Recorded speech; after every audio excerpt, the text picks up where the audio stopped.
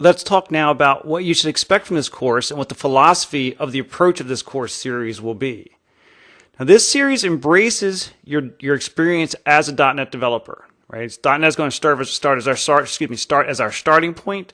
And so what I really mean by that is that in many ways I view this course series as a road from your .NET capabilities over to Android capabilities.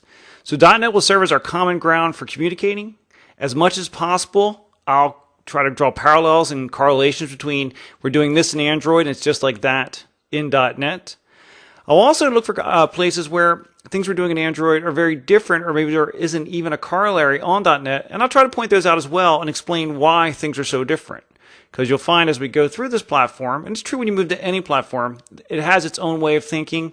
It's important to understand that. And that really leads us into the next point, is that this series really embraces the tools and techniques of the Android platform. Right? We want to work in a way that is natural to the environment of Android. I want to help you be an Android developer. So as part of that, we're going to use Eclipse as our development environment. Now, if you've used Eclipse years ago, don't panic. Eclipse has come a long, long way in the past couple of years.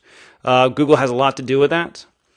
Just as a side note, there is a company out there that makes a Java-based Android environment for Visual Studio. I've worked with that. At this time, I consider it to be a pretty poor experience. So that's one of the reasons we go with Eclipse. It's the most natural way. Now, there are other tools like in JetBrains, IntelliJ, IDE. I've used that a lot myself, but I think we're at a point now where Eclipse is certainly the most commonly used environment, and Eclipse has gotten mature enough, again with the help of Google, that it really is the preferred way to create Android applications. We will be working in Java. Again, it's the native language of the platform. It's what the libraries really expect. And again, the language is probably one of the easiest aspects of making the transition. So in my opinion, there's really no reason not to just go ahead and use Java, even coming from a .NET environment. And we'll use the Android SDK consistent with its design.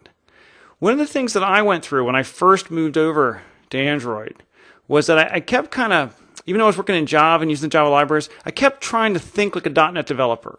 And at first I thought I was being kind of clever with what I was doing, but the reality was I found I was putting a lot of hurdles in my way. I was making things more complicated.